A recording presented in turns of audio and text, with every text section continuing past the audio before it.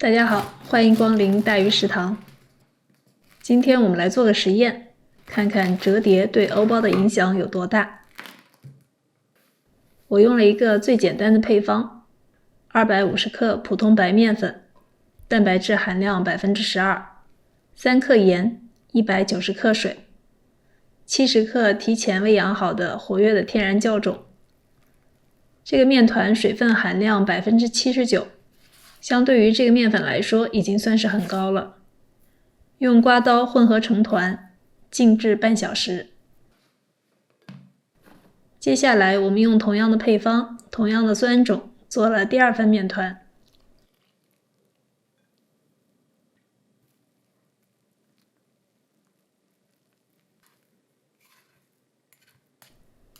同样松弛半小时。半小时后，我们把面团拉伸折叠一次。因为之前只是简单混合，这次的拉伸不仅可以使面团混合得更加均匀，也能在一定程度上强化面筋。之后对2份面团的处理就不一样了。第一份面团直接在21度的室温下发酵到2倍大小，用时7个小时左右。第二份面团每半小时进行1次折叠，在第4次折叠之后让它静止发酵，而发酵完成的时间几乎是相同的。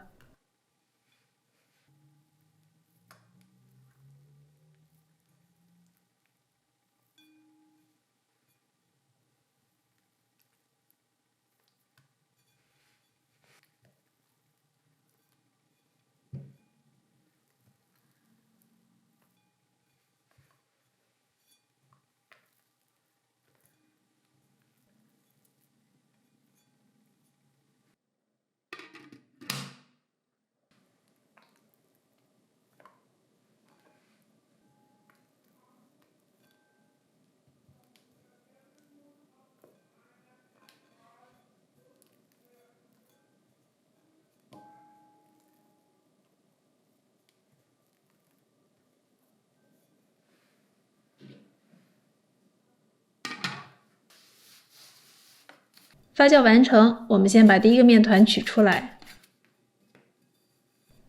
即使经过了这么长时间，面筋也不是很强，面团倒出来的时候，盆里会有粘连。这个面团很湿，需要大量的干粉防粘。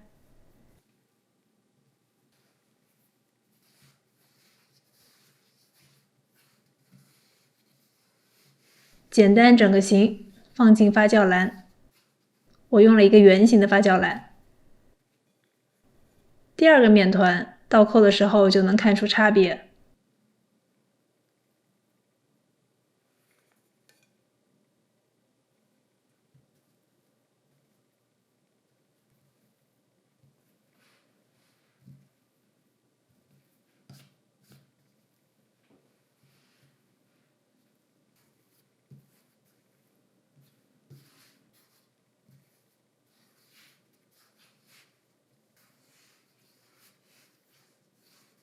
一样的整形方法，这回用了椭圆形的发酵篮。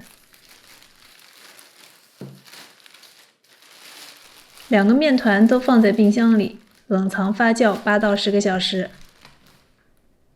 在烤制之前，先把烤箱和铸铁锅预热到230°C。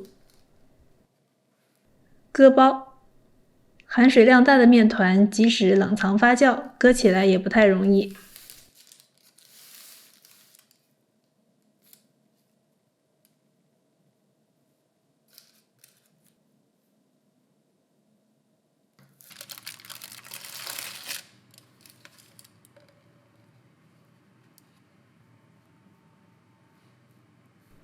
放在铸铁锅里，先用230度烤半小时，再移去锅盖，降温到200度，再烤15分钟。看看烤出来的效果，椭圆的这个烤出了漂亮的小耳朵，圆形的这个割口裂不开，烤箱膨胀明显不足。切开看看组织。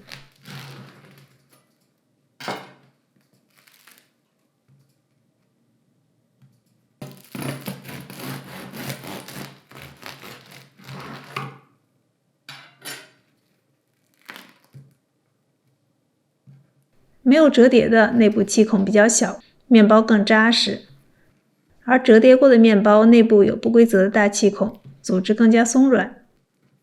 细看还能发现，经过折叠的面包颜色更白一点。就口感而言，除了松软程度不同，没折叠的酸味也更加突出。这是因为折叠不仅可以增强面筋，还能排出二氧化碳，引入氧气，降低面团里乳酸和醋酸的含量。所以想要欧包更好吃，折叠必不可少。